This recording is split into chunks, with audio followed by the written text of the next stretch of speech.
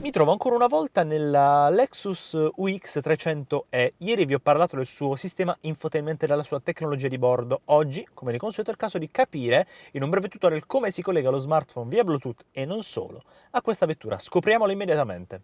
Come collegare lo smartphone via Bluetooth alla Lexus UX 300e, ma non solo, anche alla UX in generale perché l'abbiamo provato nella versione ibrida.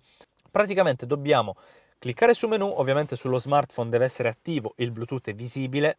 Il mio è un iPhone 8 per darvi un po' di contesto, ma la procedura è simile per tutti gli smartphone. Andiamo su telefono, nessun dispositivo Bluetooth connesso, selezionare un dispositivo, possiamo cliccare su aggiungi, sta cercando uno smartphone, ha trovato WeDrive Carlo, è stato veramente velocissimo, clicchiamo su il nome, ci apparirà un messaggio per abbinare un codice 610-809 in questo caso, consentiamo, si stanno appaiando praticamente, e adesso siamo collegati tramite l'audio Bluetooth.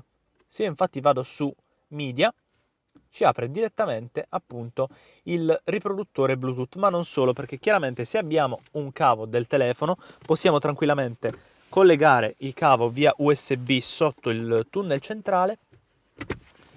Andiamo a collegare il telefono in maniera molto semplice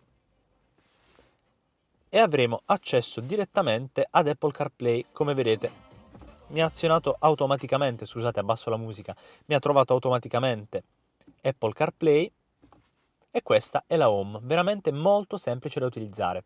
Beh, è un modo piuttosto semplice per farlo. Ora voglio sapere però da voi qui sotto nei commenti cosa ne pensate. Se questo video vi è piaciuto lasciateci un bel like, iscrivetevi al nostro canale e cliccate sul campanello per ricevere tutte quante le notifiche. Inoltre non perdetevi l'articolo completo sul nostro sito www.wedrive.tv che si chiama esattamente come le nostre piattaforme social, wedrive.tv.